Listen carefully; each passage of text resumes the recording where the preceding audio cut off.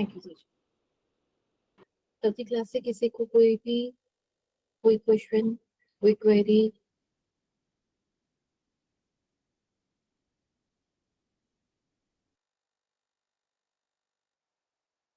SCN के topic पे या स्लीपिंग डिसऑर्डर्स या जो भी जितना भी टॉपिक हम कवर कर चुके हैं वहां तक।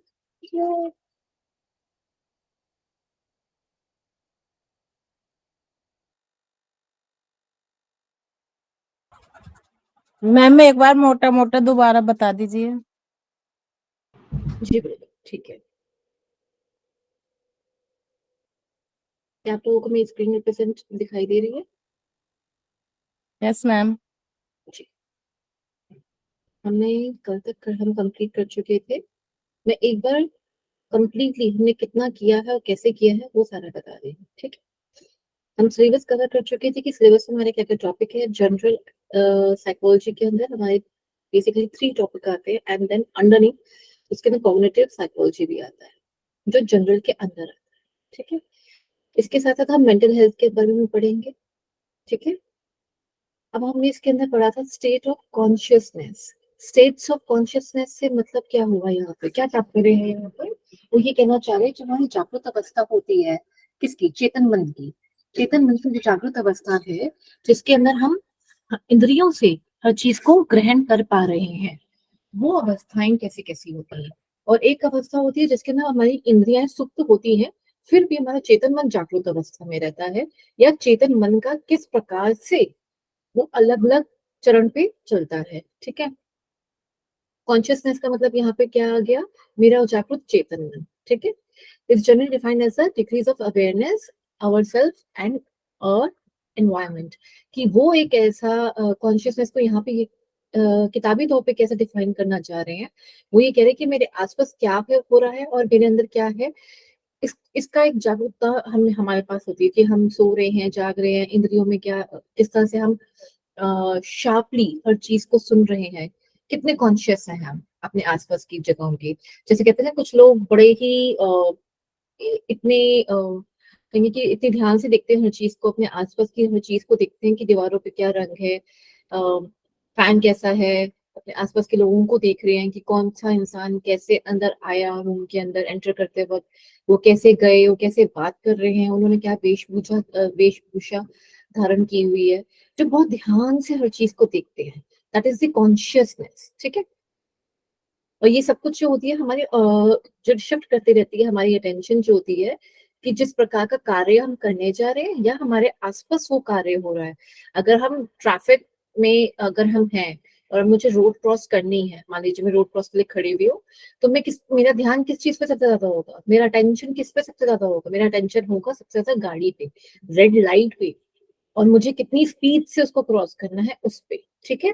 कि कार कितनी देर में आ रही है, या व्हीकल्स बोलेंगे हम कि वो कितनी स्पीड से आ रहे हैं, क्या वो रेड लाइट पे स्टॉप हो गए हैं, now I have to cross the road. तो मेरा अटेंशन किस चीज पे है? मेरी इस एक्टिविटी पे, राइट। उस टाइम मैं ये तो नहीं ध्यान दूंगी ना कि किसने क्या पहना हुआ है, किसने क्या ओढ़ा हुआ है, या कोई मोबाइल पे क्या देख रहा है, या उसके पास कौन सा मोबाइल है। हम ये तो ध्यान नहीं दे पाएंगे, राइट। हमारा अटेंशन किस चीज पे है? जो सर्वप्रथम जो प्राइमरी काम है उस टाइम पे, जो सर्वप्रथम कार्य है हमारे लिए सबसे ज्यादा जरूरी हो। तो इसके अंदर हमें पता बायोलॉजिकल रिदम्स के बारे में, सॉरी, बायोलॉजिकल रिदम और सुपर काइस्मेटिक न्यूक्लियस के बारे में। सुपर काइस्मेटिक न्यूक्लियस को हम सिर्फ एक ही नाम से याद रखेंगे ताकि हमें याद रह पाए कि हाइपोथैलेमस का एक छोटा सा अग्रभाग है। वो एक न्यूक्लियस मीन्स यहाँ में बहुत सारे न्यूरॉन्स है इकट्ठे हुए पे। जो न्यूक्लियस वाली जो चीज आपने ह्यूमन एनाटॉमी में ब्रेन के अंदर पढ़ा होगा आपने कि व्हाट इज अ न्यूक्लियस, अगर हम ब्रेन की बात करते हैं तो, ठीक है। यहाँ बहुत सारे न्यूरॉन्स इकट्ठे होके हमारे पूरे शरीर को कैसे उसको रेगुलेट करते हैं हर काम के लिए, ठीक है। उसको हम सिरकादियन रिदम भी कहते हैं। सिरकादियन रिदम जो है हाइपोथैलेमस के अंदर आता है। तो यहाँ से इस बात को याद रखिएगा कि सुपर काइस्मेटिक न्यूक्लियस एक बड़ा डोमेन है, उसके अंदर सिरकादियन रिदम आता है, ठीक है। और बायोलॉजिकल रिदम भी उन्हीं के अंदर ही आता है, ठीक है। बायोलॉजिकल रिदम और सर्काडियन रिदम को हम कैसे समझेंगे? बायोलॉजिकल रिदम जो होती है वो चेंज करता है हमारे प्रोसेस को, साइक्लिक चेंजेस जो होते हैं हमारे प्रोसेस के, सॉरी, साइक्लिक चेंजेस मींस एक ऐसा चक्र है जो चलता जा रहा है किस प्रकार का, बॉडीली प्रोसेस का, कॉन्शियसनेस का, कैसे कैसे हम वक्त दर वक्त हमारी कॉन्शियसनेस चेंज हो रही है। अभी खाना खाना है उस पे ध्यान है, अभी हमने पढ़ना है उस पे ध्यान है, हमें टीवी देखना है या वेब सीरीज देखनी है, I am watching the songs, dancing, जो भी आपकी दिनचर्या है उस पे वो धीरे धीरे फ्लक्चुएट करती रहती है। लेकिन ये होगी आउटर, जिसमें हमारी इंद्रियों का काम था। अब अंदरूनी तौर पे इसको हम बायोलॉजी के साथ कैसे जोड़ेंगे कि अगर मैंने कुछ देखना है तो मेरी इंद्रियां, जो मेरी चक्षु है, उन इंद्रियों के हिसाब से मेरा काम ज्यादा होगा, यानी कि ब्लड सर्कुलेशन कहाँ ज्यादा जाएगा, मेरा आईज पे। और जब मैं खाना खा रही हूँ तो ब्लड सर्कुलेशन कहाँ पे होगा, मेरा बेली एरिया में, एब्डोमेन में, स्टमक में, इंटेस्टाइन में, यहाँ मेरा ब्लड सर्कुलेशन ज्यादा होगा। इसलिए कहते हैं खाना खाते हुए टीवी नहीं देखना चाहिए, ब्लड सर्कुलेशन डाइवर्ट हो जाता है, हॉर्मोन्स का सिक्रीशन डिक्रीज हो जाता है, वैसा होता नहीं है जैसा होना चाहिए। ठीक है, खाना खा रहे हैं तो खाना खाएं, टीवी देख रहे हैं तो टीवी देखें। ठीक है। देन आता है सिरकाडियन रिदम। सिरकाडियन रिदम के अंदर क्या आता है, वो साइक्लिक चेंजेस बॉडी के जो अकर होते हैं with in a single day. ये सिर्फ एक दिन का बता रहा है, सिर्फ एक दिन, ये याद रखिएगा। बायोलॉजी में सब कुछ आ गया, ना दिन का बोला, ना हफ्ते का बताया, ना 15 दिन का बताया, ना साल का बताया। उन्होंने बस बताया कि बायोलॉजिकली कुछ होता है। क्या होता है, जितने भी फ्लक्चुएशंस हो रही हैं, यानी कि जो भी चेंजेस हो रहे हैं, जिस प्रकार के भी चेंजेस हो रहे हैं, उसके बारे में बता रहा है। ठीक है। सर्काडियन क्या बोलता है, सर्काडियन बोलता है कि जी आप एक दिन में क्या क्या आपने किया ना, वो सब कुछ है। और डेली साइकिल्स के अंदर जो कुछ भी प्रोडक्शन होती है हॉर्मोन्स की, उसको, और कोर टेम्परेचर जो हमारी बॉडी का, बीपी कैसा है, हर दिन का देखा जाता है। वो डेली साइकिल्स जो किसके अंदर आती है, सर्काडियन रिदम के अंदर आती है। बायोलॉजिकल ओवरऑल की बात करता है कि इसमें दिन बार की कोई बात नहीं है कि कितने दिन की बात हो रही है, is just talking about the biological rhythm कि इसके अंदर ऐसा हो रहा है। ठीक है, ये क्लियर हो चुका था। और सुपर कास्पेटिक न्यूक्लियस का मैंने आपको क्लियर कर दिया, एससीएन क्या क्या है, हाइपोथैलेमस का अग्रभाग। ठीक है, सॉरी जी। वेकिंग स्टेट्स होती है कॉन्शियसनेस की, ऑटोमेटिक होती है और कंट्रोल्ड होती है। ये प्रोसेस करता है मिनिमल कॉन्शियसनेस अवेयरनेस के साथ। ऑटोमेटिक में, ऑटोमेटिक में क्या होता है, आपको उसके अंदर ना बार बार किसी चीज के लिए बोलना नहीं पड़ता। जैसे कि मान लीजिए, मैं एग्जांपल देती हूँ, अगर आपने योग सीखा, जब आप योग सीख रहे थे, सॉरी, जब आप स्टार्टिंग स्टेज में थे, तो प्रणव मुद्रा बनाइए, पहली उंगली आगे रखिए, फिर दूसरी भी रखिए, फिर उस मुद्रा को अपने अंगूठे के मूल में रखिए, और ऐसे अपनी जो थर्ड एंड फोर्थ फिंगर है उनको स्ट्रेट कीजिए। ये पहले शुरुआती दौर में सिखाया जाता था और बार बार रिपीट करा जाता था जब आपको अनुलोम विलोम करना होता था। क्या आज की डेट में आपको बोला जाता है? अब ऑटोमेटिकली अनुलोम विलोम करना होगा, प्रणव मुद्रा आपके हाथ पे अपने आप बन जाए। जो हम कहते हैं कि सिट बैक, स्ट्रेट कीजिए अपनी बैक बैक नेक, तो आप बैक नेक जब स्ट्रेट करते हैं तो ऑटोमेटिकली आपके हाथ में ज्ञान मुद्रा बन जाती है, कहना नहीं पड़ता, अचानक मतलब अपने आप काम करता है। अगर आप खाना खा रहे हैं, सामने से शेर आ गया, तो बॉडी भागेगी, अपने आप भागेगी। उसको ज्यादा कितने किसी चीज पे ध्यान या उस पे तवज्जो नहीं देनी पड़ती हमें, वो ऑटोमेटिकली वो काम कर रहा है, हल्का सा उसको इशारा मिला वो काम करेगा। ठीक है। फिर आता है कंट्रोल प्रोसेसिंग। कंट्रोल में क्या होता है कि जो मेरे आसपास कोई भी कार्य हो रहे हैं, मेरी कॉन्शियसनेस को उसके ऊपर दबाव डाल के, जोर डाल के मैं उस चीज पे डाल रही हूँ। जैसे कि शरारती बच्चे बैठ के पढ़ो, अब उनको जबरदस्ती बोलते हैं कि बेटा पढ़ो, कंसंट्रेशन के साथ करो, मन लगा के पढ़ाई करो। ठीक है। या कोई शोर मचा रहा है तो आपको बहुत मुश्किल हो रही है पढ़ाई करने में, आपको थोड़ा जोर लगाना पड़ रहा है कंसंट्रेशन के लिए, होता है। लेकिन एक टाइम के बाद ऐसा होता है कि आपको पता भी नहीं चलता कि आसपास कुछ कोई भी किसी प्रकार का कुछ भी हो रहा है, आप अपने कार्य को कर रहे होते हैं। ठीक है।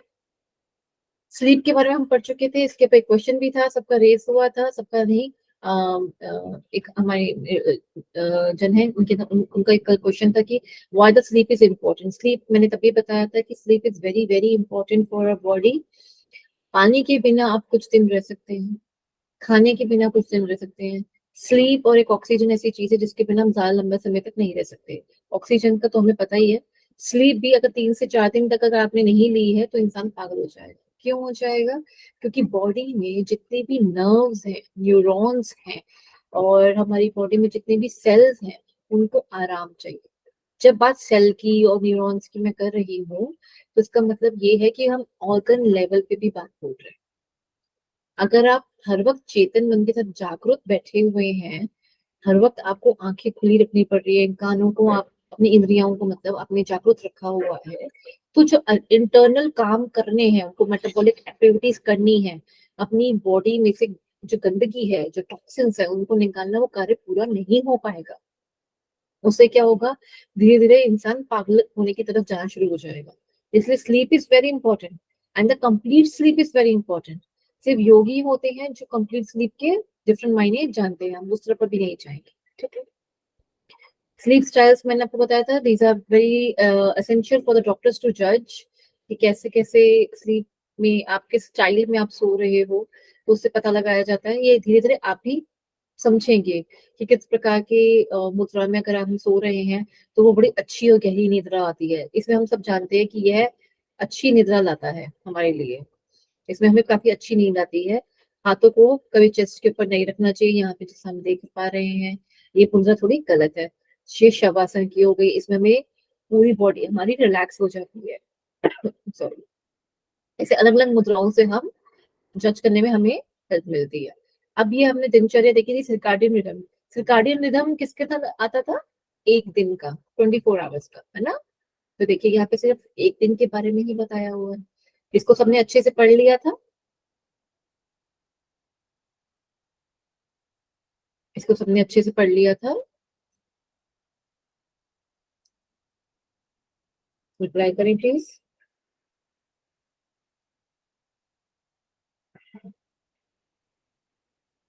किस किसने पढ़ लिया था।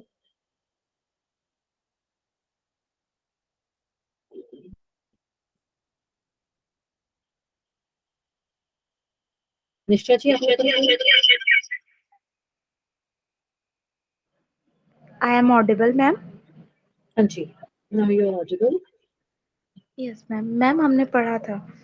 Okay good. तो ये आपको चार्ट याद करना है। ये देखिए साइकोलॉजिकली एग्जाम में आएगा या नहीं आएगा, ये पॉइंट ऑफ क्वेश्चन नहीं है यहाँ पर, but to understand psychology in a yogic level, ये इंपॉर्टेंट चीजें हैं।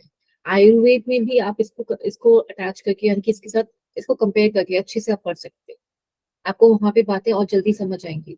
डाइट एंड न्यूट्रिशन में आप समझेंगे कैसे आप किसी को डाइट जो सजेस्ट करते हो, या कहें कि क्या चीजें आप उनको कहते हैं कि ये नहीं खाना आपके लिए, आई एम सॉरी, कब खाना चाहिए, कैसे खाना चाहिए, हम ये जो कब और कैसे है, ये सब कुछ यहाँ से रिलेट करता है, ठीक है। तो ये हमारी समझ के लिए बहुत इंपॉर्टेंट चार्ट है, ठीक है।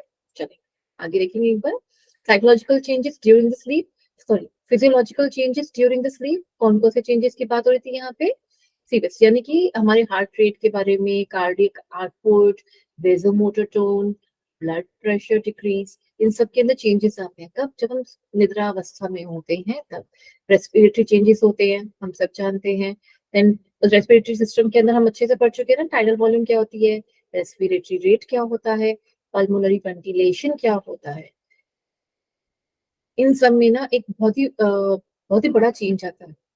आप जो जागृत अवस्था में अपने कार्य में आप कर रहे हो, हर वक्त कार्य कर रहे हो, हर समय कर रहे हो, ये उसके लिए है कि उसको रिलैक्स चाहिए। और वो रिलैक्स जो करते हैं वो अपने अकॉर्डिंग करते हैं, हमारे अकॉर्डिंग नहीं। जो श्वासों को रोकना है, हम कुछ वक्त के लिए रोक सकते हैं, ज्यादा समय के लिए नहीं रोक सकते, है ना। तो उनको रिलैक्स करना है, और जो हम रोक रहे हैं वो उसके नॉर्मल ब्रीदिंग रेट है उसके अगेंस्ट जाके कर रहे हैं कार्य। तो उसको हम नॉर्मल ब्रीदिंग जो होती है हमारी अलग होती है। तो नॉर्मल ब्रीदिंग के अंदर वो कैसे सब कुछ, उसको जो रेस्ट चाहिए, वो सब कुछ किसमें होता है, कहाँ कंडक्ट होता है, हमारी निद्रा अवस्था में होता है, ठीक है। देन बीएमआर डिक्रीज करता है, हमारा मेटाबॉलिक बेसल मेटाबॉलिक रेट जो है वो डिक्रीज कर जाता है बाय द 10%, क्योंकि आप ना तो अपनी मसल्स को हिला रहे हैं, ना कोई इंद्रियों को यूज कर रहे हैं, आप निद्रावस्था में। तो उनकी कार्य क्षमता जो होती है उसको बढ़ाने के लिए बाकी दूसरे कार्य कर सके, इसलिए बीएमआर हमारा डिक्रीज हो जाता है, ठीक है। अब बाकी कार्य मैं बहुत देर से बोल रही हूँ, आप मुझे ये बताइए एक बार कि सेल के अंदर बहुत सारे कार्य करने होते हैं, ठीक है ना। जैसे मसल्स के अंदर भी हमने पढ़ा होगा, आप सबने पढ़ा है मसल्स के अंदर, आई बैंड एंड ऑल सब कुछ पढ़े थे Yes, ma'am. जी। तो वो सब कुछ सारी क्रियाएं रुक गई है हमारी, ठीक है। वो सारी क्रियाएं हम नहीं कर रहे हैं। अब न्यूरॉन भी अपनी अपनी जगह पे नहीं है, मतलब वैसे कार्य नहीं कर रहे कि मुझे कुछ देखना है तो मुझे रिस्पॉन्ड भी वैसा करना है, या मैं कुछ मेरे सोच विचार चल रहे हैं जिसे हम प्रोकास्टिनेशन भी बोलते हैं, या कोई भी ऐसा थॉट। ठीक है। यूरिन यूरिन का जो वॉल्यूम होता है वो डिक्रीज कर जाता है। वॉल्यूम डिक्रीज का मैंने आपको पहले ही बताया था कि स्पेसिफिक ग्रेविटी यानी कि गुरुत्वाकर्षण की वजह से जो हमारी बॉडी के अंदर और जो बाहरी तौर पे जो चल रहा है, मोटे तौर पे बता रही हूँ बात को, कि इस पे जो हमारा कार्य हो रहा होता है कि फिल्ट्रेशन जो किडनी कर रही होती है, वो फिल्ट्रेशन जो होती है हमारी ज्यादा होनी शुरू हो जाती है, इससे पानी कम निकलता है, उसके अंदर जो टॉक्सिन्स है वो थोड़े ज्यादा गहरी या कहें कि उसके पार्टिकल ज्यादा होते हैं। ठीक है। और ये इंक्रीज करता है फॉस्फेट कंसंट्रेशन को, मतलब कि फॉस्फेट के जो कण होंगे वो ज्यादा निकलेंगे। कब? रात्रि में। ठीक है। रात्रि अवस्था में सबसे ज्यादा जो यूरिन जब आप पास करने जाएंगे, जो मॉर्निंग में हम जो यूरिन पास करते हैं, कहते हैं ना कि कभी सुबह का जो वेग होता है, या सुबह जो सबसे पहले आपको जो वॉशरूम जाना है, जब भी आपको ये एक्सक्रीशन करना होता है, तो इसमें जो नेचुरल वेग है ना, उसको कभी मत रोको, उसको कभी मत रखो। ये इतनी कंसंट्रेटेड फॉर्म में होती हैं, यानी कि इतनी हाईली उस टाइम पे टॉक्सिक होता है ये टॉक्सिन्स को अगर आपने उगते के साथ अगर आपने नहीं अपनी बॉडी में से निकाला, तो ये बॉडी के अंदर रह जाएगा, रुकेगा और व्याधियां क्रिएट करेगा। क्योंकि जब आप रात्रि में आप सो रहे थे तो ये बना रहा था ना यूरिन, वो फिल्ट्रेशन का काम कर रहा था, जहां जहां पानी चाहिए था वहां वहां पानी को भी सप्लाई करा था, उसने पानी ज्यादा नहीं लिया, उसने सिर्फ वो कण लिए जो कण बॉडी के अंदर नहीं होने चाहिए थे, उसको निकाला। ऐसे ही सेम एक्सक्रीशन के लिए होता है। पीसीस के लिए जब आप एक्सक्रीट करने जाते हैं, मलमूत्र का मतलब त्याग करते हैं, तो जो मल का त्याग करना होता है, अगर आप उसको सुबह सबसे पहला जो वेग आ रहा होता है, अगर आप उस पर नहीं त्याग करेंगे तो वो अंदर रह जाता है। अंदर रह गया मतलब इंटेस्टाइन के अंदर रह गया, और यही किडनी के अंदर रह गया, डबल फिर से फिल्ट्रेशन की तरफ चला जाएगा, प्रॉपरली बाहर नहीं निकलता। और हमें प्रॉपरली ऑन टाइम हमें इन सब चीजों को अपनी बॉडी में से त्यागना बहुत जरूरी है। ठीक है। वरना वहीं पे ही धीरे धीरे चीजें सड़नी शुरू हो जाएंगी या चिपक जाएंगी। प्रॉपरली उनका जो बाहर निकलने का जो एक नेचुरल वे है वो नहीं होगा। जब नेचुरली चीज बाहर नहीं निकलती है, और जोर लगा के या बार बार हमें कुछ उसके लिए करना पड़े, कोई भी कार्य करना पड़े, और पानी पीना पड़ रहा है या खाना खाना पड़ रहा है या हमें जोर लगाना पड़ रहा है, तो इन चीजों में क्या होता है, मसल्स को प्रॉब्लम आती है, आप मसल्स की नेचुरल एक्टिविटी को खराब करते हो। ठीक है। तो इसलिए निद्रा अवस्था जरूरी है। यहाँ तक समझ आ गया। सिक्रीशन होता है किसका? लार का और आंसुओं का। इनका जो सिक्रीशन है वो घट जाता है। आप देखेंगे सलाइवा में क्या होता है, आप जब बात कर रहे हैं, आप बात नहीं भी कर रहे हैं, सलाइवा हमेशा मुंह के अंदर बनता रहेगा, माउथ में आपके हर वक्त बनता रहता है, तो ये नहीं रुकता। ठीक है, हर वक्त बनता रहता है। और अगर ये डिक्रीज हो रहा है, इसका मतलब निद्रावस्था के अंदर जा रहे हैं। ठीक है। स्वेट सिक्रीशन मतलब उसमें कम निकलता है। स्वेट सिक्रीशन मतलब पसीना कम ज्यादा निकलेगा। देखिए यहाँ पे लार और अश्रु ग्रंथि यानी कि अश्रु जो बनेंगे ना वो कम बनेंगे, लेकिन जो पसीना है वो ज्यादा निकलेगा। इसका रीजन भी मैंने आपको बताया था। जब आप या इसको कहेंगे, इसको देख कैसे सकते हैं कि आपके जो रात्रि की अवस्था में जो आप कपड़े पहनते हैं वो सुबह में गंदे होते हैं या बदबू आती है उससे, जबकि आपने कोई कार्य नहीं किया। वो इसलिए इसलिए आती है क्योंकि इसमें स्वेट निकलता है। ठीक है। मसल्स का जो मैंने बताया कंप्लीटली रिलैक्स्ड होती है और मिनिमम टोन के अंदर होती है। ठीक है। एंड रेम के बारे में हमने पढ़ा था। जो टाइप्स ऑफ स्लीप्स होती हैं वो दो प्रकार की होती है, मूलतः दो प्रकार की। एक रैपिड होती है और एक नॉन रैपिड होती है। ठीक है। जो नॉन रैपिड है वो 4 स्टेजेस के अंदर डिवाइड करी गई है। अमेरिकन एसोसिएशन के हिसाब से वो 3 स्टेजेस में। और जो रैम है यानी कि रैपिड आई मूवमेंट, यानी कि हमारी आंख की पुस्तिका जल्दी जल्दी हिलना या ज्यादा हिलना, वो कितना है 25%। अगर हम पूरी निद्रा को अगर हम देखेंगे, पूरी निद्रा का अवलोकन जब हम करेंगे, डोंट वरी, हम उसको समझाएंगे कब रैम आता है, कब नॉन रैम आता है, कब रैम आता है। ठीक है। ये इस अवस्था को या इस चक्र को हम धीरे धीरे समझेंगे। ठीक है। अब नॉन रैम को हमने पढ़ लिया था कि वह अवस्था जो हमारी क्वाइट स्लीप है, एक गहरी अवस्था। हमारी आंखें कम हिलेंगी, हमें गहरी नींद आएगी, स्लो हमारी क्या हो जाएंगी, ब्रेन वेव हो जाएगी। ये ब्रेन वेव कितने प्रकार की होती है? 4 प्रकार की होती है, अल्फा बीटा गामा थीटा, जो हम पढ़ेंगे आगे चलकर भी। वो वेव्स जो होंगी स्लो डाउन हो जाएंगी, उसको भी डिवाइड किया हुआ है कि जो आखिरी अवस्था होगी उसको क्या कहते हैं, ऐसे। ठीक है। फिर जो ड्रीम्स होंगे यानी कि स्वप्न जो होंगे वो नहीं आएंगे। ठीक है। और जो स्लीप होती है यानी कि जो निद्रा होती है वो कम से कम नियरली 75% हमारी ये जो नॉन रेम वाला पीरियड होता है, ठीक है। इसमें पैरासिम्पैथेटिक नर्वस सिस्टम ज्यादा एक्टिव रहता है, यानी कि ईड़ा नाड़ी ज्यादा हमारी एक्टिव रहती है, ठीक है। सेंसरी फंक्शंस जो होते हैं वो हमारे रिलैक्स हो जाते हैं। सेंसरी फंक्शन से मतलब क्या हुआ? सेंसरी फंक्शन से हमारा मतलब ये होता है कि जो हम इंद्रियों से जो ग्रहण कर रहे हैं वो हमारी चीजें कम होंगी, आँख, नाक, मुंह और कानों से सुनना और त्वचा पे कोई भी टच, ये सब कुछ हमारा कम हो जाता है। हार्ट रेट स्लो हो जाता है। क्यों स्लो हो जाता है? क्योंकि आप कुछ कार्य कर ही नहीं रहे। सॉरी। देन रेस्पिरेटरी रेट भी स्लो हो जाता है। और हम जानते हैं कि हार्ट और रेस्पिरेशन यानी कि लंग्स दोनों आपस में इंटर रिलेटेड है। क्या ये बात हम सबको पता है? सौरभ जी, क्या ये बात हम सबको पता है?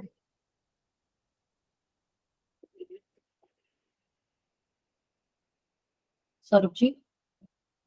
जी मैम। जी। क्या हार्ट और लंग्स आपस में इंटर रिलेटेड है? क्या मैम आवाज नहीं आ रही, क्या बोल रही? जी, मैंने पूछा क्या हार्ट और लंग्स आपस में इंटर रिलेटेड हैं? जी ma'am.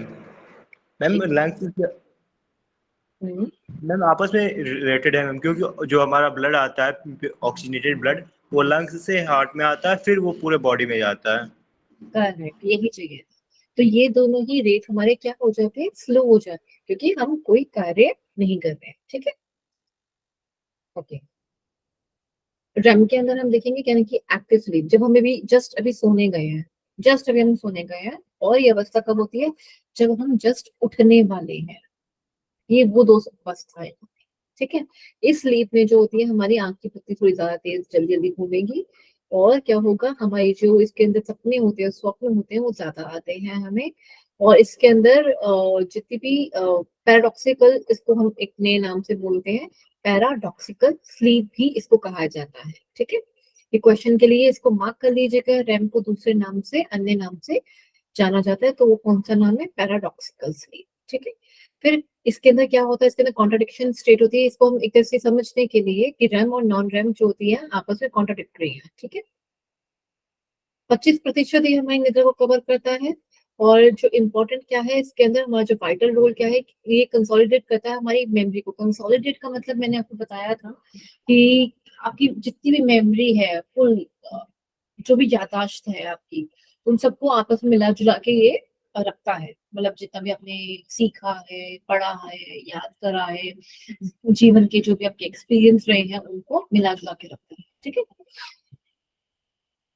The brain is in working condition in this sleep. जो हमारा ब्रेन है, यानी कि जो हमारा मस्तिष्क है, वो हमारी किस किस अवस्था में रहता है? थोड़ा सा जागृत अवस्था की तरफ रहता है, ठीक है। मतलब वो काम कर रहा है, ठीक है। और secondly, let us summarize the physiological changes take place during the sleep in this period. Sympathetic activation ज्यादा रहता है नॉन रेम में, पैरासिम्पैथेटिक, और इसके अंदर सिंपैथेटिक, यानी कि हमारी पिंगला नाड़ी ज्यादा एक्टिव रहती है। अब इसको साफ साफ समझ सकते हैं कि जब हम निद्रा में होते हैं और हमें कोई स्वप्न अगर आ जाए, तो हमारी आंख की पत्तियां फटाफट घूमती हैं और हम श्वास भी हमारे थोड़े तेज हो जाते हैं, ठीक है। और क्या होता है कि हम जब हमारे श्वास भी तेज हो गए, आंख की पत्ती तेज से भागने लगी, तो आप समझ जाएंगे यहाँ पे कि हम रिलैक्सेशन में तो नहीं है। रिलैक्सेशन में तो हम नहीं है। या तो हमें बाहर से आवाज सुनाई दे रही होगी, हम उस पर एक्ट ना करें, ये अलग बात है। कहते हैं ना, हमने आपकी बात सारी सुनी थी, याद नहीं है अभी आपने क्या बोला था, लेकिन बहुत सारी बातें याद होती है। कुछ ऐसे सपने जो हमें याद होते हैं ना, जो हमें याद है सपने, वो इस अवस्था के होते हैं, जो याद होते हैं, ठीक है। और बहुत बहुत ही कम सपने ऐसे आते हैं जो हमें नॉन रेम के अंदर आएंगे। वैसे उस अवस्था में कोई सपने नहीं आते, नॉन रेम में कोई सपना नहीं आएगा। लेकिन जब इस चरण से हम जा रहे होते हैं ना, रेम टू नॉन रेम की तरफ जा रहे होते हैं, उसके बीच में अगर कोई सपना आएगा, वो हमें याद कम रहेगा। कुछ बातें हो सकती है इसकी याद रहे, झलकियां याद रहे कि कुछ देखा था, कुछ सपना तो आया था, शायद कुछ अच्छा था, शायद कुछ बुरा, कुछ ऐसा याद रहेगा। तो वो कौन सी अवस्था है? ना तो नॉन रैम की, ना तो रैम की, वो उसके बीच की अवस्था, ठीक है। चलिए, अब यहाँ से आज हमने शुरू करना है, तो हम यहाँ से शुरू कर रहे हैं आज के टिप पे। ठीक है। There are 5 phases of sleep, कौन कौन से? स्टेज 1, 2, 3, 4 और नॉन रैम, ठीक है। एंड फिफ्थ स्लीप वन और fifth one for RAM, rapid eye movement. American ने कितना कहा है इसको? 3 स्टेजेस के अंदर बताया गया है, ठीक है। अब स्लीप वेक साइकिल यानी कि सोना और जागना, निद्रा और जागृत अवस्था का इन्होंने जो चक्र बताया है उस चक्र को हम अच्छे से एक तरीके देखेंगे। क्या ये क्लियर है सभी को? थोड़ा सा ज्यादा हो गया, थोड़ा ज्यादा हो गया।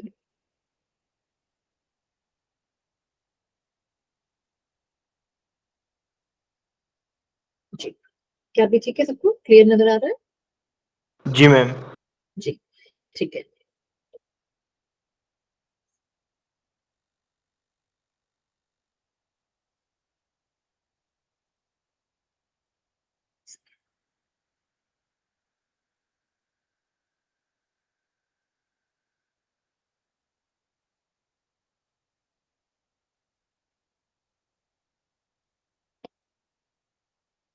जी, ठीक है। In term between conscious and the sleep cycle, जैसे कि मैंने कहा हम अभी सोने गए हैं, मैंने कहा कि सबको हमने कहा गुड नाइट, शुभ रात्रि, शुभ रात्रि हम कहते गए, बेड पे लेटे, और बेड पे लेटते ही मुझे या तो कोई ऐसी बात याद आ गई जो या तो अच्छी थी या तो बुरी थी, या वैसे कोई थॉट चलना शुरू हो गया, और उस थॉट के चलते चलते धीरे धीरे मुझे नींद आ गई। सॉरी, उस थॉट के चलते चलते मुझे नींद आ गई। तो वो थॉट जब स्टार्ट हुआ और उसके चलते चलते मेरे को जो नींद आई ना, वो ये वाली अवस्था थी उसके चलते हुए, ठीक है। जब आपको नींद आई, अभी इस अवस्था के अंदर अगर आपको किसी ने आवाज लगाई तो आप उठ जाओगे।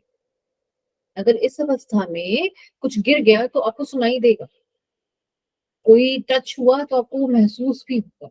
ये वो अवस्था है इंट्रिम, इंट्रिम मतलब बीच की अवस्था, ठीक है। वो अवस्था कब की? कॉन्शियसनेस की और स्लीप की। आप निद्रा की तरफ जा रहे हैं, ठीक है। Move to stage after 5 to 15 minutes. कहते हैं कि हमें लेटते ही, कुछ लोग कहते हैं हमें लेटते ही नींद आ जाती है, तो उनका तो ये वाला फेज जो होता है ना वो गायब ही है ऑलमोस्ट। तो यहाँ तक होती नहीं, वो डायरेक्टली यहाँ तक पहुंच जाते हैं विद इन 1 मिनट और सो। कुछ लोगों को लेटते ही जो नींद आ जाती है, और कुछ लोगों को लेटने की काफी देर बाद नींद आती है, उनका ये पीरियड काफी लंबा होता है, कईयों को 1 घंटे बाद, 1.5 घंटे बाद। इट मीन्स आपकी जो दिनचर्या में जो आपका स्ट्रेस है वो बहुत ज्यादा है, आपका प्रोकास्टिनेशन या तो बहुत ज्यादा है, सोच विचार की जो क्षमता है वो बहुत ज्यादा है। तो उसको रिड्यूस करने के लिए जो हम प्राणायाम करते हैं वो करे जाते हैं। वो कौन सी फेज को रिड्यूस करता है? सबसे पहला वो ये वाला फेज को रिड्यूस करता है, ताकि आपको लेटते ही निद्रा आ जाए, आपको नींद आ जाए। अब वो जो नेचुरल है, नेचुरल कितनी देर में नींद आनी चाहिए? जो नॉर्मल होना चाहिए किसी का भी, 5 से 15 मिनट के बीच में नींद आ जानी चाहिए। अब जैसे ही लेटे सो गए, अब 15 मिनट हो चुके, नींद आ गई है। नॉर्मल केस लेके चलते हैं, ठीक है।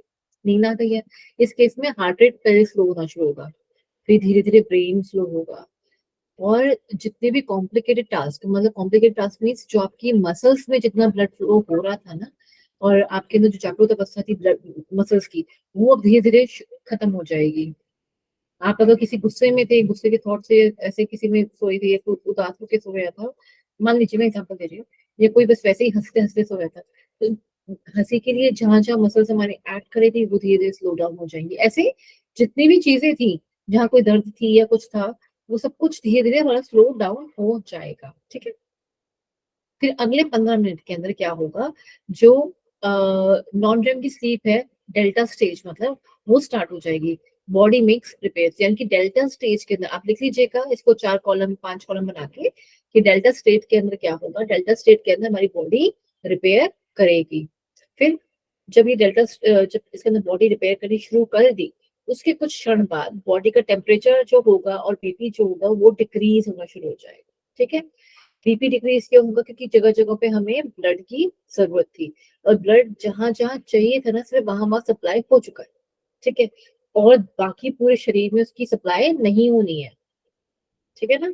अब रात में आपके पूरे घर की लाइट्स नहीं जल रही होती है, या तो सिर्फ एक बाथरूम की आपकी लाइट जल रही होगी, क्योंकि रात को अंधेरे में कोई गिर ना जाए इस वजह से, या आपने कोई फुट लाइट जला रखी होगी, या आपने कोई बहुत छोटा सा 0 वॉट का बल्ब जला रखा होगा। ऐसा ही होता है हर घर में, कोई छोटी सी लाइट ऑन रखते हैं, तो जो छोटी सी लाइट ऑन होती है, आप समझिए कि वैसे ही है कि बॉडी टेम्परेचर और बीपी डिक्रीज के लिए, कि वो बस पूरे घर की तो हमने जो ऊर्जा है, लाइट है, वो कम कर दी हमने, लेकिन एक जगह पे चल रही है ताकि कोई गिर ना जाए, ठीक है, ताकि रात्रि में कोई उठे तो उसको दिखाई दे। फिर उसके बाद क्या होगा, जब चौथी अवस्था में पहुंच गए, अब जब होता है move into the REM sleep approximately 90 minutes after first sleep, first first feeling sleepy, ठीक है। जब हम ये सारी चरण हम पूरे कर चुके हैं, सब कुछ कर लिया हमने, इसके बाद क्या होगा, ये भी बहुत छोटे में बताया हुआ है, अभी आपका और डिटेल में आएगा यही, तो टोटल ये भी और डिटेल में आएगा ये, ठीक है, कि स्टेजेस के नाम क्या क्या हैं, कैसे कैसे होते हैं, ठीक है। ये अभी आपको सिर्फ एक रूपांतरण दिया जा रहा है कि कितनी स्टेजेस, उसमें क्या क्या होता है, ठीक है। तो जब हम नॉन रैम मेरा कंप्लीट हो गया, अब मैं रैम में आ रही हूँ, अप्रोक्सीमेटली 90 मिनट्स का होता है, 90 मिनट्स बाद हमें थोड़ा सा लगेगा कि थोड़ा सा लगेगा इस स्लीप के अंदर, रैम के अंदर, कि मेरे को नींद आ रही है, नहीं उठना। जो सुबह का टाइम होता है सबसे अच्छा टाइम होता है ना, हम कहते हैं नहीं बहुत नींद आ रही है, क्यों उठा रहे हो सुबह 4 बजे, या सुबह 3 बजे क्यों उठा रहे हो, या सुबह 5 बजे क्यों उठाया जा रहा है, 6 बजे क्यों उठाया जा रहा है, because you are in a sleepy mode. और ये नियरली रैम के बाद, रैम नॉन रैम के बाद ये जो पीरियड होता है 90 मिनट्स का चल रहा होता है, ठीक है।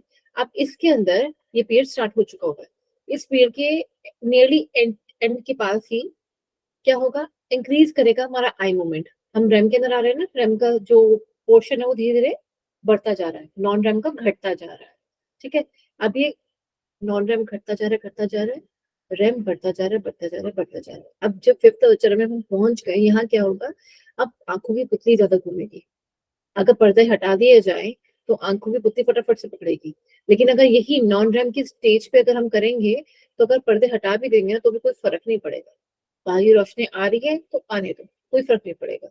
लेकिन यहाँ पे जरा सी रोशनी से हमारी आंखें फटाफट से उस रोशनी को पकड़ेंगे और हम उठ जाएंगे, या फिर किसी के आने की आहट जो होती है, या हमें चिड़ियों की चहचहाहट सुनाई दे गई है, वो सब कुछ धीरे धीरे ज्यादा शुरू हो जाएगा। हमें फैन की आवाज सुनाई देगी, एसी की आवाज सुनाई देगी, इस तरह की जो छोटी छोटी चीजें हैं, उनकी सारी आवाजें हमें सुनाई देनी शुरू हो जाएंगी, ठीक है। और इंक्रीज करेगा हमारा eye movement, heart rate, breathing, BP, हमारा बॉडी का टेम्परेचर, ये सब कुछ इंक्रीज हो जाएगा। जो कुछ भी यहाँ डिक्रीज हुआ था इस पूरे प्रोसेस में नॉन रैम तक जाते जाते, या नॉन रैम के अंदर रहते हुए, अब रैम के अंदर बिल्कुल अपोजिट हो जाएगा, हम जागृत अवस्था की तरफ पहुंच गए हैं।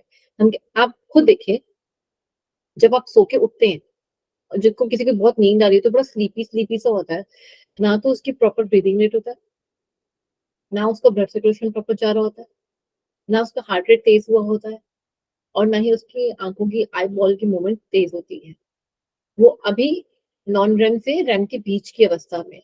लेकिन जब हम उठ जाते हैं, जब हम प्रॉपरली उठ जाते हैं, तो आप महसूस करते हैं कि किसी प्रकार की आपको निद्रा आ रही है, नहीं। आप अपने आप देखेंगे आपकी आंखें खुलने लगी हैं, आप अपने आप अपनी आंखों को, आप खुद उठ के छोटे छोटे कार्य शुरू करना शुरू करेंगे, लाइट ऑन करेंगे, फिर आप देखेंगे कर्टेन्स खुद हटाएंगे, या बाहर जाएंगे। अब आप कार्य कर रहे हो ना, अब आप उठ चुके हो, अब आपकी हार्ट रेट और ब्रीदिंग रेट दोनों नॉर्मल हो चुका है, बीपी नॉर्मल पे आ चुका है, बॉडी टेम्परेचर भी थोड़ा बढ़ चुका है पहले से, ठीक है। तो ये नॉर्मल, मैंने आपको बस इतना समझाया कि ऐसा होता है। ये पूर्णतः मैंने एक आपको साइकिल याद करवाई है, आपको याद भी ऐसे ही करना है। डिटेल्स अब हम पढ़ने आगे जा रहे हैं, ठीक है। चलिए, नॉन रैम में क्या होता है, ये स्टेज 1 है। हम नॉन रैम की बात कर रहे हैं। रैम हम सोचिए, हमने ये वाला स्टेज जो नॉन सॉरी रैम का था, वो हम क्रॉस कर चुके हैं। अब हम नॉन रैम की तरफ जा रहे हैं, ठीक है। अब नॉन रैम के अंदर क्या होगा वो हम पढ़ने जा रहे हैं, बहुत इंपॉर्टेंट है, यहाँ से अपने आप को ब्रेस कर लीजिएगा, ठीक है। ये बहुत ही इंपॉर्टेंट, यहाँ से स्टार्ट हो चुका होगा आपका। पीछे वाला जो था वो सब कुछ एक भूमिका के तौर पे, नॉन रैम स्लीप, यानी कि अब आंख की पुतली नहीं हिलेगी, कम हिलेगी या नहीं हिलेगी, ठीक है। स्टेज 1 उसको भी बांटा गया। स्टेज 1 में क्या होगा, lightest stage of sleep 1 to 7 minutes constituting 2 to 5% of the total sleep। लिख लीजिएगा, नॉन रैम की जब स्टेज बनाएंगे तो स्टेज 1 में क्या होगा, ये 1 से 7 मिनट तक की होती है, और इसके अंदर 2 से 5% ही हम पूरी स्लीप का मानते हैं। 75% में से भी 2 से 5%, लेकिन ये कह रहे हैं 2 से 5% पूरी स्लीप, ठीक है। फिर कहता है N1 में, इसको क्या नाम दिया मैंने, N1। इस स्टेज के अंदर स्लीप एंड वेकफुलनेस के बीच का जो हमारा जो दायरा होता है, जैसे मैंने कहा था ना कि रेम से नॉन रेम की तरफ, अभी हम सोने चले हैं, 5 से 15 मिनट गुजर चुके हैं। अब उसके बाद का जो चरण है जिसके अंदर मेरे को नींद आ रही है, अच्छे से आ रही है, अभी भी कोई लाइट ऑन करेगा या कोई स्विच ऑन करेगा या कोई मेरे आसपास से गुजरा है, वो मुझे अभी सुनाई देगा N1 की स्टेज पे। ठीक है, marked by rhythmic alpha waves, यानी कि पहली वेव कौन सी हुई? Alpha waves. लिख लीजिएगा N1 के नीचे क्या आएगा? Alpha waves. नहीं तो आप अल्फा वेव्स पहले लिखिए और N1 उसके नीचे लिखिए। देन मिनट्स लिखिए, कितने मिनट्स? 1 to 7 minutes. कितनी देर की स्लीप? 2 to 5% की स्लीप रहती है टोटल में। ठीक है, और ये किसके बीच का होता है? Between the sleep and the wakefulness के बीच का टाइम पीरियड होता है। ये 4 पॉइंट्स उसके अंदर आपके आने चाहिए। कल मैं पूछूंगी आप सभी से, ये इंपॉर्टेंट है बहुत ज्यादा। फ्रीक्वेंसी नंबर 1 पॉइंट है ये, इस पे क्वेश्चन आया भी हुआ है, लिख लीजिएगा।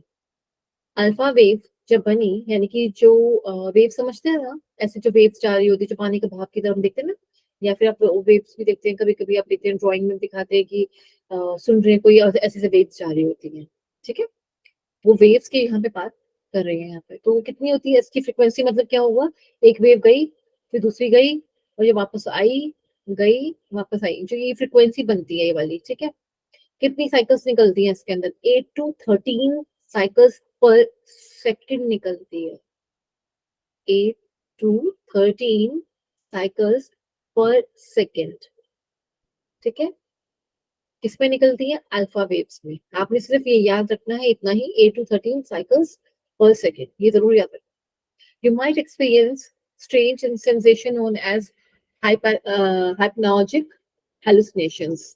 These can, ये अब ये क्या होता है इस अवस्था में, क्या होता है मैं आपको वैसे बता देती हूँ, पढ़ने की जरूरत नहीं है, सॉरी। इसमें हम हाइपोटोनिक जो हमारे हेलुसिनेशन होते हैं, हेलुसिनेशन से मतलब क्या है?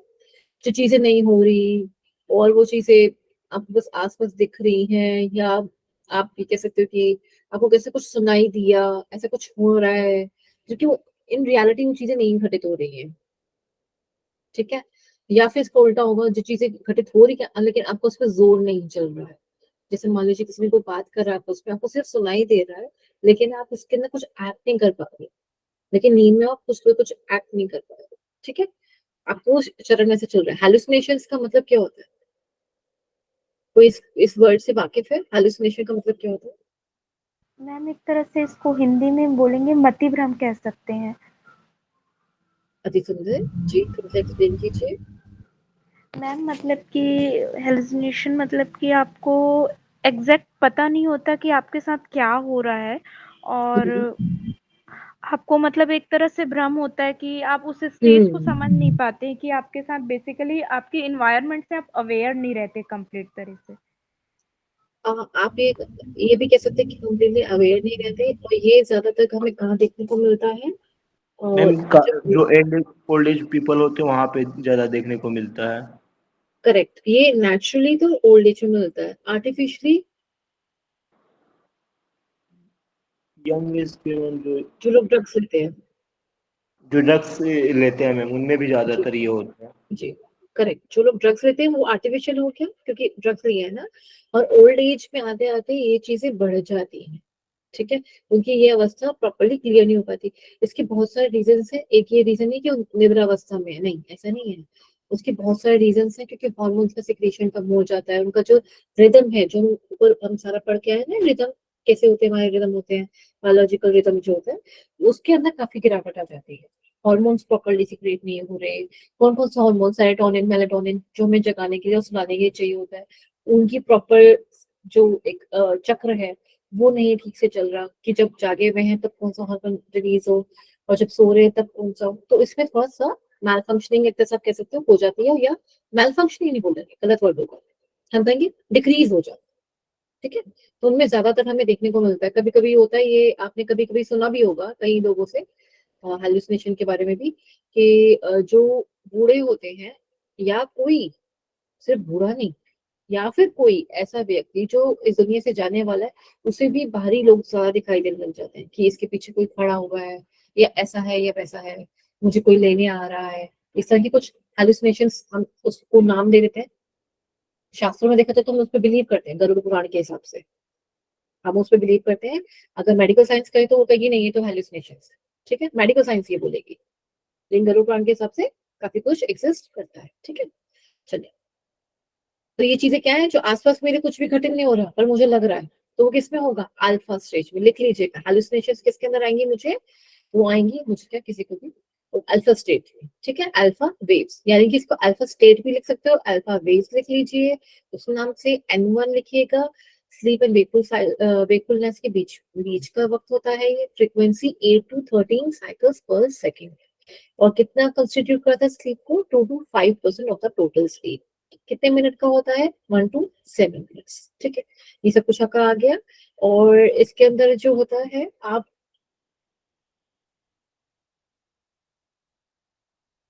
ओके कुछ चीजें जो होती है आप मेमोरी वाइज है, कुछ चीजें आपकी रिपीटेड रहती हैं, कुछ रिपीटेड चीजें आपकी, आप बेड पे जाने से पहले आप कुछ चीजें रिपीट करते हो, जैसे कि कुछ लोगों की आदत होती है करवट बदलते रहने की, हाथ बदलने की, एक पोजीशन बदलने की, कुछ इस तरह की चीजें होती रहती हैं, ये हेलुसिनेशन की तरह ही चलता है। A feeling of falling is occur in this stage, यानी कि जनरली क्या होता है, कुछ लोग सपने में दिखते हैं, कुछ लोगों को लगता है कि बस नीचे गिरने वाला हूं, ठीक है, that leads to haptic jerks or those muscles twitches, muscle contraction, जैसे कि कुछ लोगों को सोते समय में क्रैम्प्स आते हैं, वो इस स्टेज में ही होते हैं। कौन सी स्टेज में, अल्फा स्टेज में। कुछ लोगों को लगता है मैं नीचे गिर गया, जबकि बेड पे बिल्कुल सही लेटे हुए थे, कुछ नहीं हुआ था, बिल्कुल बीच में सेंटर में सो रहे हैं, बट दे थॉट और दे फील लाइक कि वो नीचे गिरने वाले हैं, और उनसे देखते नहीं कुछ नहीं हुआ ऐसा, ठीक है। तो वो कब होगा, अल्फा स्टेज में अगेन, ठीक है। You sometimes experience as you fall asleep और लो एम्पलीट्यूड, ये लो एम्पलीट्यूड का पता रहने दीजिए, लेकिन हाँ कि जो कोई भी सो रहा है उसको लगेगा मैं नीचे की तरफ गिर रहा हूँ, या उसकी मसल्स में कॉन्ट्रैक्शंस अजीब अजीब सी फड़फड़ाहट जिसे हम कहते हैं, कुछ लोगों को ऐसा भी होता है, सबके साथ नहीं होता, कुछ लोगों के साथ होता है, ठीक है। तो इसलिए उन्होंने इसके अंदर लिखा है। ओके, स्टेज टू में क्या होगा, स्टेज टू में अगर इसको वैसे आप लिखना चाहते हैं, याद करना चाहते हैं, वैसे कर सकते हैं, बस पे क्वेश्चन तो कभी नहीं आया। लो एम्पलीट्यूड, एम्पलीट्यूड क्या होता है कि एक चीज से लेकर ऊपर तक की चीज ऐसे जो घूम रहा होता है ना, इसमें देखा, इसके अंदर देखो, ये जैसे ये वाला एम्पलीट्यूड और टाइड्स ऐसे बनता है, मैम ठीक है स्टेज 1 जो होता है जी, इसमें स्टेज ये वन मोड जी जो अल्फा स्टेज स्टेज के अंदर ये सब चीज होता जी है मैम। जी जी जी जी जी करेक्ट मैम बेसिकली स्टेज 1 में ये होगा ना कि हम रैम से नॉन रैम की ओर जा रहे हैं। जी, ये अब हम जा रहे हैं, करेक्ट, इसलिए वो धीरे धीरे चीजें स्लो डाउन होती जा रही है, ठीक है, इसलिए उसका एम्पलीट्यूड धीरे धीरे स्लो डाउन होता जाएगा। अभी अब इसमें ये वाले पिक्चर में भी इतने अच्छे से समझ नहीं आएगा, वो वेव्स ही अलग होती है, ये वाली वेव्स नहीं होती है, ठीक है। इसका वाईफाई निष्ठा जी शायद, ओके, ठीक है। तो स्टेज टू में हम देखेंगे अभी क्या, अब 1 to 7 मिनट्स का मेरा जो टाइम था स्लीप का वो खत्म हो गया, अब दूसरा चरण स्टार्ट होने जा रहा है, या कहें हम उस पड़ाव पे आ गए। अब सोते हुए डीपर स्टेज में जा रहे हैं, अब नींद और गहरी होती जा रही है, अब जो हेलुसिनेशन हो रहे थे ना वो खत्म होते जा रहे हैं, ना तो गिरने जैसी कोई फीलिंग आएगी, ना तो क्रैम्प्स पड़ेंगे, अब नींद आ रही है। अब क्रैम्प्स क्यों नहीं पड़ेंगे, क्योंकि वो रिलैक्सेशन की स्टेज पे ज्यादा पहुंच रहे हैं। पहले क्रैम्प्स क्यों आ रहे थे, जो लोग पानी कम पीते हैं, मैं कई बार पढ़ा है ना और कई बार सुना भी है कि जो लोग पानी कम पीते हैं उनको क्रैम्प ज्यादा आते हैं, क्योंकि बॉडी मसल्स को जब रिलैक्सेशन का टाइम आता है ना तो पानी की इन सब की जरूरत होती है। पानी की जरूरत क्यों होती है, क्योंकि उसको मेटाबॉलिक एक्टिविटीज करनी है। हम ह्यूमन एनाटॉमी में पढ़ चुके हैं what are the metabolic activities, यानी कि कुछ भी जो सेल के अंदर उसका जो कार्य हो रहा होता है वो कार्य हम सब समझ चुके हैं ना, सेल के अंदर हम सभी सेल चैप्टर पढ़ा है, राइट। उस सेल के अंदर बहुत सारे कार्य होने होते हैं, उसके लिए वाटर की, लिक्विड की बहुत ज्यादा जरूरत होती है, तो वो कार्य उस टाइम पे उसको पानी कम पड़ रहा है, और पानी कम पड़ रहा है इसकी वजह से जगह जगह बॉडी में कहीं भी वो ट्विचेस यानी कि वो क्रैम्पिंग भी होती है, ठीक है। तो वो अब कम होनी शुरू होगी, क्योंकि अब बॉडी में ये सब चीजें उसको रिक्वायर, अब वो मतलब रिलैक्सेशन की तरफ पहुंच चुका है, जहां उसको जैसा चाहिए था वैसा उसको, अब वो धीरे धीरे अपनी बॉडी वैसे उसको नॉर्मलाइज कर चुकी हुई है, ठीक है। स्टेज 2 में आए, ये 10 to 15 मिनट्स तक का होता है। और सक्सेसिव साइकिल्स होती है इसके अंदर, जो मतलब ये इसका जो टाइम पीरियड है अगर हम टोटल में निकालें तो 45 मिनट से लेकर 45% से लेकर 55% तक का ये स्लीप हमारा लगता है। पीछे वाला कितना था? 2 to 5%। ये वाला 45 to 55%। कितने मिनट था पहले वाला? 1 to 7 मिनट। यहाँ पे 10 to 25 मिनट्स। ठीक है। और जो एंडो स्टेट जो होती है हमारी, ये थोड़ी इसमें किसी को उठाना थोड़ा मुश्किल होता है। कहते हैं ना कि बड़ी गहरी नींद में सो गया, उसको उठाओ, थोड़ा और जोर से हिलाओ उसको। एक में होता है कि आपने आवाज लगाई तो उठ गया, जरा सा टच करा तो भी उठ गया। वो कौन सी स्टेट है? N1 की। लेकिन N2 में आप हाथ लगाओगे तो नहीं उठेंगे।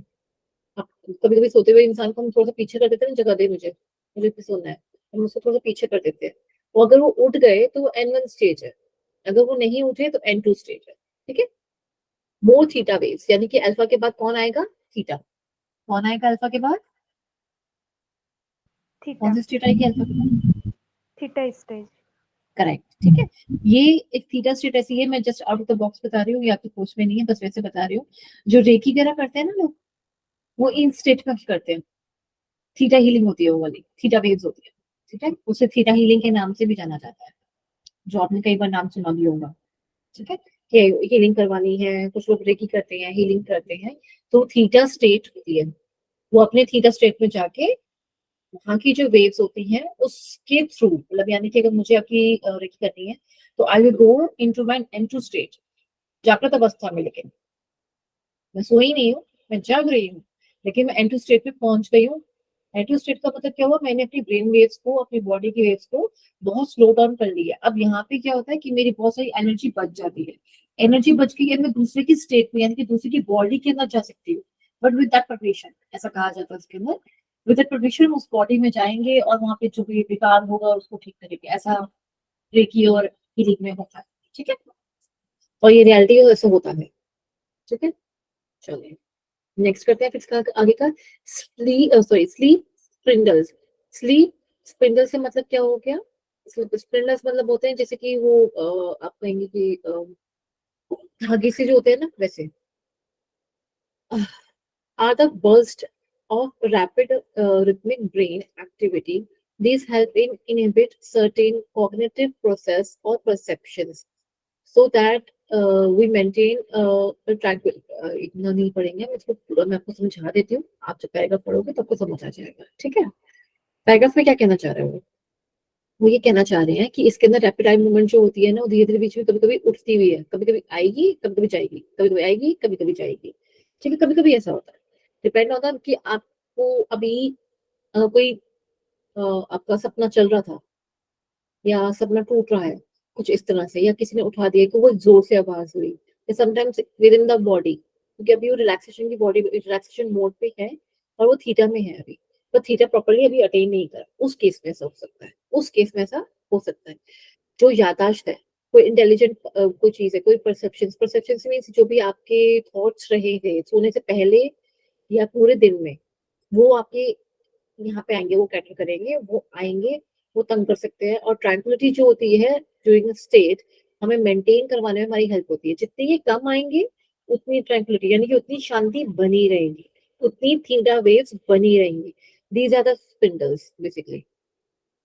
मतलब बहुत फास्ट फास्ट फास्ट कर रहे हैं, राइट? के कॉम्प्लेक्स क्या होता है ये मैं आपको बताती हूँ। ठीक है। तो ये आपकी स्लीप में ऐसा रहता है कि sleep ability to sleep through loud noises, जिनको खराटे ज्यादा आते हैं, या फिर कहेंगे सॉरी खराटे नहीं, जिन लोगों को शोर में भी जो लोग सो सकते हैं ना, कुछ कुछ वैसा, तो थोड़ा थोड़ा उन करेगा कि शोर आ रहा है, अब नहीं आ रहा, आ रहा है, नहीं आ रहा, तो बीच में अच्छी नींद आएगी, फिर मुझे शोर की आवाज सुनाई देगी तो स्पिंडल बन जाएगा। फिर क्या होगा? थोड़ी नींद आ गई, शोर आ रहा है, सफार माता रानी का जगराता चल रहा है, तो थोड़ी नींद आई, फिर थोड़ी बहुत नींद खुल गई, मतलब फिर से स्पिंडल, ये स्लीप स्पिंडल बनेगा वहां पर। ठीक है। जैसे शोर सुनाई देगा, स्लीप स्पिंडल बन जाएगा। जैसे फिर से नींद में चले गए, फिर सब कुछ भूल गए, फिर थीटा वेव बन जाएगी। ठीक है। ओके। तो ये जो थीटा का टाइम है, जो निद्रा का टाइम होता है, वो थोड़ा ज्यादा होता है, स्पिंडल टाइम थोड़ा कम होता है। कहते हैं सारी रात शोर मचता रहा, मुझे नींद ही ठीक से नहीं आई, तो उसका मतलब N2 वाली स्टेट पे ज्यादा रहे हो, और N2 स्टेट के अंदर स्पिंडल ज्यादा बनते रहे। ठीक है। अच्छा, के कॉम्प्लेक्स क्या होता है? Different type of brain activity that also thought to suppress cortical arousal and keep us asleep।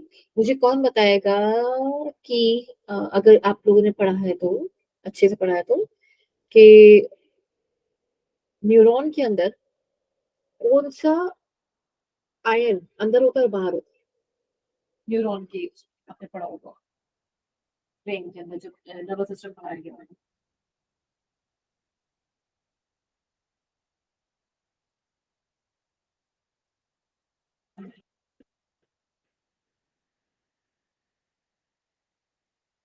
बताओ।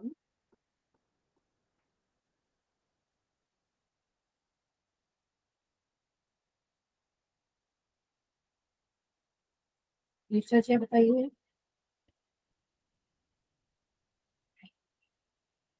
मैम क्वेश्चन क्या था? क्वेश्चन ये है कि जो आपने जब नर्वस सिस्टम पढ़ा होगा, न्यूरॉन पढ़ा होगा, तो जी मैम, जी न्यूरॉन मैम, के अंदर कुछ आयंस बताए होंगे, कुछ बाहर आयंस बताए होंगे, उसकी बात की जी मैम। कौन कौन से आयंस अंदर होते हैं?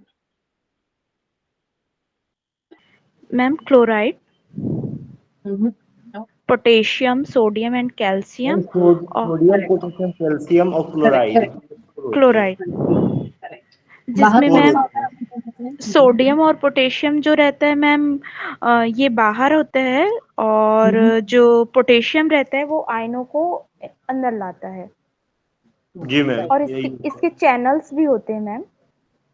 करेक्ट करेक्ट, यही बात है, यही पूछना था मुझे आपसे। ठीक है, गुड, वेरी गुड। तो ये जो हमारे आयंस है ना, इनका आदान प्रदान होता है।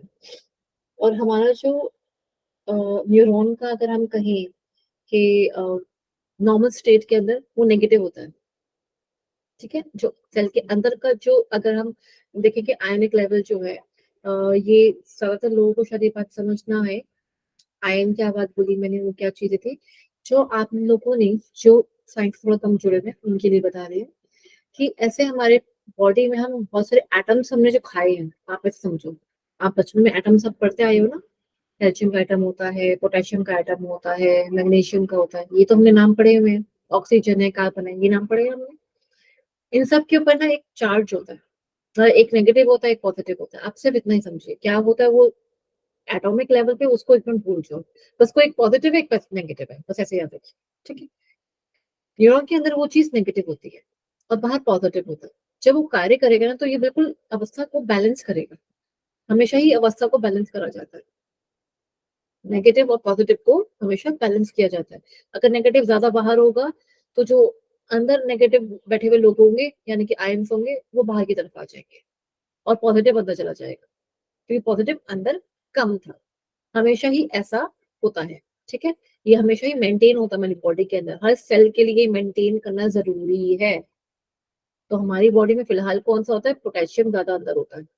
ठीक है, यानी कि पोटेशियम को, उसमें की जो हमारी एक्टिविटी है ब्रेन की, वो उसको हम रिलैक्स करेंगे। किससे? के कॉम्प्लेक्स। के कॉम्प्लेक्स से मतलब क्या? कि पोटेशियम लेवल जो है हमारी बॉडी का, उसको हम रिलैक्स करेंगे, यानी कि हम समता में लाने की कोशिश करेंगे, नेगेटिविटी को कम करने का कोशिश करेंगे। ठीक है, ये ऐसा अपने आप होता है जब हम ब्रेन के अंदर जा रहे हैं, सॉरी, जब हम निद्रावस्था में होते हैं, स्पिंडल्स के अंदर कम बन रहे हैं, सॉरी ज्यादा बन रहे हैं, उसको कम करेंगे, रिलैक्स करते जाएंगे।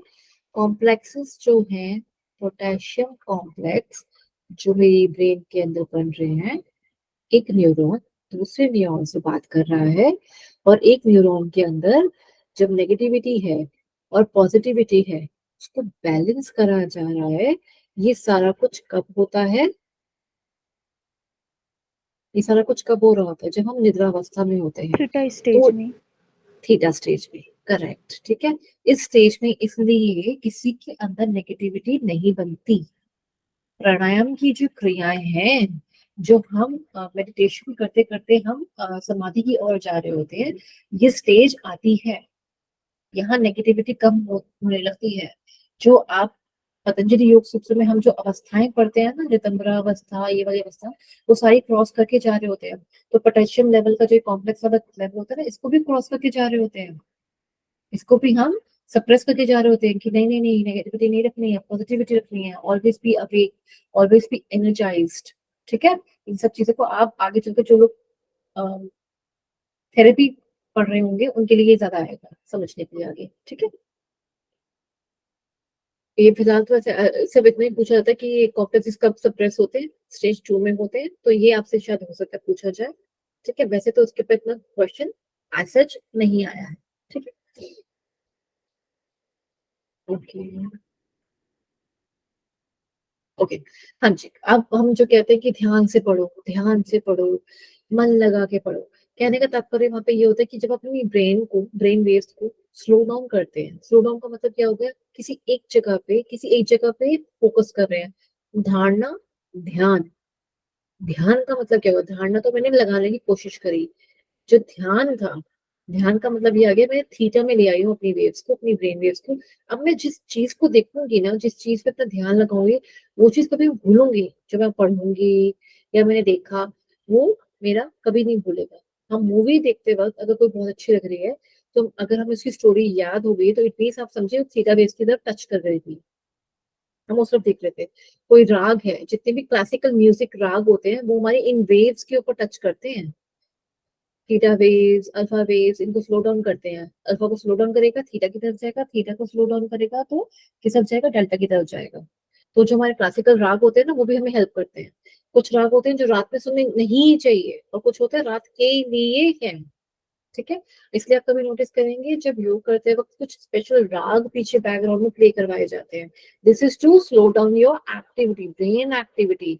ठीक है, उसको स्लो डाउन करने के लिए, कि ज्यादा उथल पुथल ना हो, ब्रेन वेव्स स्लो हो जाए, बिल्कुल स्लो स्लो चले। ठीक है, और इससे क्या होता है फिर हमारी जो यहाँ पे ए साइन प्लीज लिखिएगा, कि मेमोरी जो होती है हमारी, वो ट्रांसफर किस में होने लगती है, लॉन्ग टर्म में, शॉर्ट टर्म से बढ़कर लॉन्ग टर्म में। इसलिए प्राणायाम हेल्पफुल होता है याददाश्त को बढ़ाने के लिए, क्योंकि हमारी जो बहुत सारे थॉट्स जो ब्रेन के अंदर चल रहे हैं, उनको कट डाउन करेगा। वो कहेगा शांत, मुझे नहीं सोचना इस बारे में, मुझे नहीं सोचना उस बारे में। बहुत सारे आप जब यूनिट 10 पढ़ोगे, उसमें बहुत सारे ऐसे क्रियाएं, सॉरी प्राणायाम और मेडिटेटिव टाइप्स आएंगे, जिसके अंदर वो इसी वेव्स के लिए ही काम कर रहे हैं। जिसके अंदर हम कहेंगे कि हमें ये सोचना है, जब हम ध्यान लगाते हो तो हम क्या करते हो, मुझे ओम पे ध्यान देना है या ओम की आकृति पे ध्यान देना है। बाकी थॉट्स आते हैं, तो क्या करते हो, सोचते हो उस बारे में नहीं, हम उनको दरगुजर कर देते हैं, आने दो, पर हम सोचेंगे नहीं, हम रुकेंगे नहीं। धीरे धीरे कौन सी अवस्था आती है कि सिर्फ ओम नजर आता है और ओम की ध्वनि नजर आती है, या ओम के बारे में आप सिर्फ महसूस कर पाते हो, और कोई थॉट नहीं रह जाता ना। ऐसे ही नाम जाप में होता है, जब हम नाम जाप कर रहे होते हैं, या प्रभु का नाम ले रहे होते हैं, सेम चीज होती है। तो उसमें हम क्या कर रहे हैं, अपनी ब्रेन वेव्स को स्लो डाउन कर रहे होते हैं। क्लियर, अभी स्टेज को कोई भूलेगा, स्टेज में क्या हो रहा है और कैसे हो रहा है, कैसे क्यों। हाँ, योगिक प्रैक्टिसेस जो हमारी हैं, वो कैसे हमें हेल्प करती हैं। क्या ये सबको क्लियर हो रहा है? जी मैम। जी, वेरी गुड। अच्छा, ये स्टेज जो होती है ना, ये बहुत महत्वपूर्ण है उनके लिए जो लोग पढ़ाई करते हैं, या कहीं जो मेंटल एक्टिविटीज ज्यादा करते हैं, डेटा साइंटिस्ट हैं, इसरो में जो काम कर रहे हैं, जो कंपनीज में काम करते हैं, जो लैपटॉप बेस्ड ज्यादा काम कर रहे हैं, अकाउंट्स का काम ज्यादा करते हैं, उनके लिए ये वाली निद्रा बहुत इंपॉर्टेंट है। यहाँ तक मैम आना ये बहुत जरूरी अनकॉन्शियस स्टेट स्टेज होगा क्या, जो है। हाँ जी, अनकॉन्शियस। इसके बाद एक और होगा स्टेज इसके आगे, वो स्टेज है आपकी डेल्टा की। हाँ जी, डेल्टा की। मैम हम हम्म टोटल स्टेज को इतने में पाते हैं, और एक कहते हैं कि हेल्दी मैन के लिए आपको हम्म 8 से 9 घंटे की नींद या फिर 8 से 7 घंटे की नींद लेना जरूरी है, पर ये तो हम्म केवल 1 मिनट्स 2 मिनट्स की है, तो इतना आवर्स कैसे कंप्लीट होगा मैम? ये अभी ये साइकिल रिपीट होती जाएगी। इसके अंदर आवर्स का जो टाइम का पीरियड है, टाइम पीरियड मतलब जो है हर एक का, मैं अभी बताऊंगी आपको साथ साथ में। प्लस एक चीज क्या होती है कि जो लोग सो रहे होते हैं ना, और जो हम सोते हैं, और आप सुनेंगे योगी जो सोते हैं वो सिर्फ 4 घंटे सोते हैं। सुना है ना आपने कई बार, ढाई जी मैम। घंटे यस 4 घंटे। जी, वो कैसे हो सकता है, वो तो हमसे ज्यादा काम कर रहे हैं। अगर आप क्षमता निकालें ना उनकी, कार्य क्षमता निकालेंगे, तो आप देखेंगे वो हमसे ज्यादा काम कर रहे हैं। वो कैसे कर पा रहे हैं, वो इसलिए कर पा रहे हैं क्योंकि वो सोते हैं ना, वो अपने ब्रेन को सुला रहे होते हैं। जो योगी सोते हैं वो अपने ब्रेन को सुलाते हैं। और जो नॉर्मल इंसान जैसे कि हम लोग हैं, जो हम सोते हैं, पहले शरीर को सुलाएंगे, उसको रिलैक्स करेंगे, फिर ब्रेन बेचारा अपनी अवस्था में पहुंचता है, रिलैक्सेशन की अवस्था में पहुंचता है। असली नींद तो 3.5-4 घंटे की ही होती है। बाकी का जो आवर्स है वो होते हैं हमारी मसल रिलैक्सेशन के लिए, बॉडी में ऑर्गन्स की रिलैक्सेशन के लिए। ठीक है, ये समझाऊंगी, अभी आएगा, ये भी चीज आएगी आगे, ठीक है, कितनी मैम देर कैसे कैसे। मैम जो योगी होते हैं इसलिए वो कम नींद लेते क्योंकि वो खाना भी कम खाते हैं, तो उनकी एनर्जी जो है मैम ज्यादा वेस्ट नहीं होती है खाने को डाइजेस्ट करने में, या मैम जी, हम लोग जो बहुत ज्यादा थॉट सोचते हैं उसमें भी वेस्ट नहीं होती है, इस वजह से वो कम ड्यूरेशन के स्लीप में अच्छी उनकी नींद पूरी हो जाती है ना। ये बहुत बहुत बड़ा पॉइंट आपने बोला, और ये पॉइंट बहुत जरूरी है समझना। अगर आप प्रोटीन, स्पेशली एनिमल प्रोटीन का मतलब मांस मच्छी जो ये खाते हैं, इस वाले प्रोटीन को तोड़ने में बहुत टाइम लगता है। और इनसे मिले हुए इमोशंस, मैंने फर्स्ट क्लास में बताया था, इनसे निकले इमोशंस को कट डाउन करने में बहुत टाइम लगता है। और ऐसे लोग क्यों इतने एग्रेसिव होते हैं? सिर्फ इसलिए इतने एग्रेसिव होते हैं क्योंकि पहले उनको वो इमोशंस जो उनकी बॉडी में आ चुके हैं एक जानवर के, जब वो कट रहा था, वो वाले इमोशन जो उसने जीवन जिया, वो वाले इमोशंस, तो वो निकलती नहीं है बॉडी में से ऐसे, उसको निकालने की क्रियाएं होती हैं। तो जो हम वेजिटेरियंस हैं, हम कहें जो मांस मच्छी बिल्कुल नहीं खाते हैं, जो वेजिटेरियंस हैं, उनके अंदर जो ऊर्जा है, जो प्रोटीन है, और जो ऊर्जा उनको मिल रही है, ग्लूकोज की, फ्रक्टोज की, सुक्रोज की, इनकी जो हमें ऊर्जाएं प्राप्त हो रही है, विटामिन हमें प्राप्त हो रहे हैं, वो हमने प्लांट बेस लिए हैं। यानी कि हमने किसी लिए वनस्पति से लिया है, हमने जानवरों से नहीं लिया।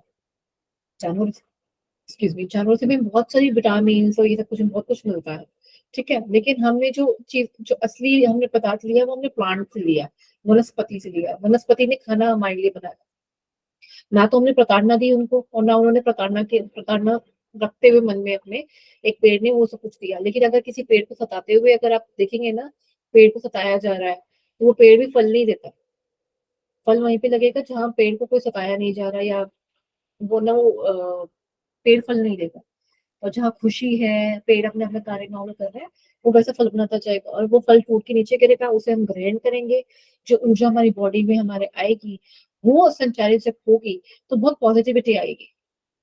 अब पॉजिटिविटी कैसे आएगी? क्योंकि मैंने कोई नेगेटिव थॉट लिया ही नहीं। बाहरी तौर पे देखा जाए, बाहर से तो मैंने कोई नेगेटिव थॉट नहीं आने दिया बॉडी के अंदर। किसके फॉर्म में? खाने की फॉर्म में। एक तो ये बात हुई। दूसरी चीज जो आती है कि हम जब थॉट्स, आपने कहा कि थॉट्स हमारे, हम बहुत ज्यादा सोचते हैं, उसको हम कट डाउन कर देते हैं, करेक्ट।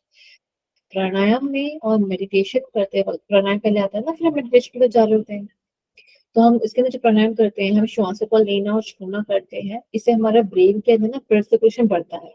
जब ये बढ़ता है ना, तो बहुत सारे ऐसे ही बेकार के हमें यहाँ पर बैठे हुए थॉट्स आते हैं ना, वो पहले तो वो खत्म हो जाते हैं। फिर हम जब ध्यान लगाने की कोशिश करते हैं, प्रयास करते हैं, उसके अंदर जो रहे सहे और थॉट्स थे, वो कम हो जाते हैं। अच्छा, जो इस टाइम पे थॉट्स आते हैं ना, ये वो थॉट्स होते हैं जो आपके मन में हर वक्त चल रहे होते हैं। जब ध्यान लगाने बैठते हैं ना, वो ज्यादा आते हैं। फालतू के थॉट्स जो होते हैं ना, वो आपके प्राणायाम में कट डाउन हो जाते हैं। फिर ध्यान में गए, विदिन धारणा में गए, धारणा में तो आप समझे कोई और थॉट है ही नहीं, आपने एक ही थॉट को रखा होगा। फिर जब वो वाला थॉट भी खत्म हो जाए, तो कौन सी अवस्था आ गई? पतंजलि योग सूत्र में बताया। समाधि। ध्यान आता है मैम, नहीं नहीं नहीं, ध्यान आता है मैम। समाधि समाधि। आता है। समाधि। करेक्ट। ध्यान के बाद समाधि आता है। जब कोई जी सब, कंटिन्यूटी बनेगी तब मैम समाधि आएगी। हाँ जी, करेक्ट, कैवल्य की अवस्था बोल सकते हैं इसको। वो अवस्था जो समाधि के बाद की अवस्था, जिसमें अब कोई और नहीं है, अब केवल वो अकेला आत्मा रह गई है वहाँ पे। इसलिए कैवल्य बोला गया उसको, केवल, कैवल्य, ठीक है। चलिए, अभी आज तक का इतना ही रखते हैं स्टेज 2 के लिए। इसको एक बार पढ़ के आइएगा अच्छे से, इसमें से क्वेश्चंस आपके बनेंगे, आपको डाउट्स आएंगे। इसलिए ह्यूमन एनाटॉमी में न्यूरो जो नर्वस सिस्टम है, उसको भी एक बार अच्छे से पढ़िएगा। फिर से इसको यहाँ से पढ़िएगा, कोरिलेट करके करने की कोशिश कीजिएगा, बहुत कुछ समझ आएगा, और बहुत सारे छोटे छोटे बड़े बड़े डाउट्स आएंगे आपके, ठीक है। छोटे डाउट कोई नहीं होते, डाउट्स बड़े ही होते हैं हमेशा। तो ये मत समझिएगा कि मुझे नहीं पूछना, मुझे डर लग रहा है, ऐसा आप कुछ नहीं करेंगे, ठीक है। क्या आप सभी को मेरी बात क्लियर है? Yes ma'am. जी, अति उत्तम। ठीक है, अब निष्ठा जी, या सॉल्व? आप में से कोई भी आज प्रेयर करवा दीजिए प्लीज। सभी लोग किसी भी किसी भी अच्छा करा रही हैं आप? किसी भी ध्यानात्मक आसन में बैठ जाएं, आंखों को कोमलता पूर्वक बंद कर लें, पीठ कमर गर्दन एक सीधने, लंबी गहरी सांस लें, ओम का उच्चारण।